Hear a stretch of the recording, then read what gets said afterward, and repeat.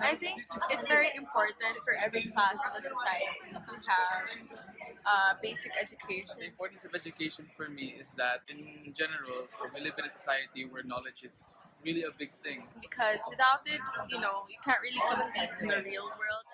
It serves as a guide in our future so that we can be more successful. It'll help me get a job. And I think everyone should be given the same opportunity no matter what class you come from. One of the biggest problems in the Philippines is its education system. Isn't the heart of the country its people?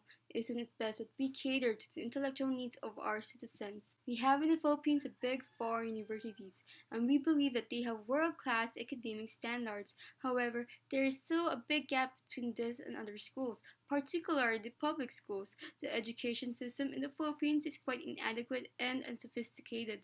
There are a lot of areas that need significant attention. Majority of the Filipinos lack the necessary materials and funds to study in school. They also lack competent teachers. Unlike in private schools, most public schools are overcrowded and substandard. Classes consisting between 50 and 70 students are common with insufficient desks, books, and materials. The problem with our education system can be traced back to the Spanish colonial period. Majority of the Philippine population were the Indios or native Filipinos. Spaniards believed that Indios could not comprehend more than basic knowledge. Education was established exclusively for Spaniards and Filipinos with Spanish ancestry, while colleges and universities were closed to Indios, those at the bottom of the social ladder. Although the Lestradas or native elite were able to afford education because they came from wealthy families, they were often discriminated by their Spanish classmates and friar mentors. This can be seen in Jose Rizal's Noli Me Tangere.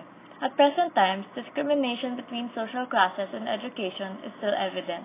Those with money and power have better access to quality education compared to the natives or poor people. Some solutions. The government should allocate more money to the public schools of the Philippines. They should use the money to get better facilities so that they have better resources for their education. They should also prioritize getting better teachers because they're the ones providing education for the students. Another solution is the K-12 curriculum. It's so that both private and public schools have the same curriculum. Since both the rich and the poor have the same curriculum, there are no gaps between the knowledge of both classes.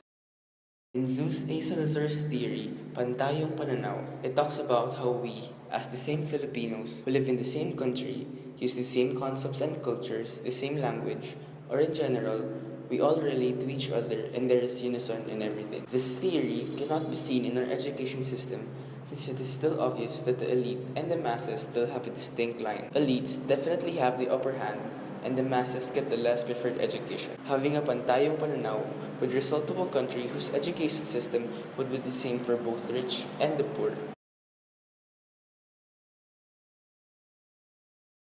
By using it as our guide in the present, we will not fully understand the present unless we capture the memory of the past.